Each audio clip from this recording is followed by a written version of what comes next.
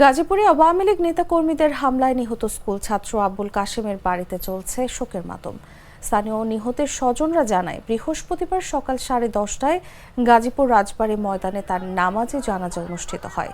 পরে বেলা 11:30টায় বোর্ডবাজার সংলগ্ন আল হেরা সিএনজি পাম্পের মাঠে আরেকটি জানাজা শেষে পারিবারিক কবরস্থানে দাফন করা হয়েছে।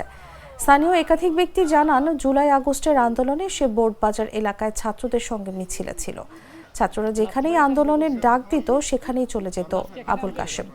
গত 7 ফেব্রুয়ারি জুলাই আগস্ট গণহত্যায় অভিযুক্ত সাবেক মুক্তিযুদ্ধ বিষয়ক মন্ত্রী ও আওয়ামী লীগ নেতা আকম মোজাম্মেল হকের বাড়িতে বিক্ষুব্ধ জনতার ভাঙচুরের খবর পেয়ে বৈষম্য বিরোধী ছাত্ররা ঠেকাতে যায়।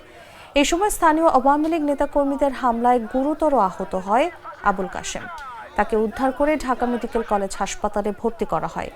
বুধবার বিকেল 3টায় ঢাকা মেডিকেল কলেজ হাসপাতালের নিবিড় পরিচর্যা কেন্দ্রে তার মৃত্যু হয়। বিচার চাই, কোনো লাগবে না, বিচার চাই। ও একটা এতিম, আমি এতিম, আমার বাবা নাই, মা নাই। 2টা ভাই ছিল, 2টা ভাই চলে গেছে। আমরা 3টা বোন আছি, আর আমাদের কেউ নাই।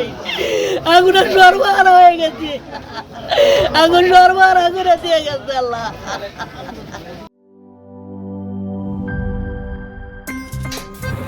আমার একটা স্মার্ট সিদ্ধান্তে 25% গ্যাসের খরচ কমেছে। ভাবছেন কিভাবে? সাধারণ গ্যাস স্টোভ বদলে আমি এনেছি আরএফএল গ্যাস স্টোভ। এর সাইন্টিফিক নজল ও ব্রাস বার্নার ক্যাপ সমানভাবে তাপ ছড়িয়ে রান্না করে দ্রুত। তাই গ্যাসও বাঁচায় 25%, টাকাও বাঁচে 25%। আরএফএল গ্যাস স্টোভ নিরাপদ ও গ্যাস সাশ্রয়ী।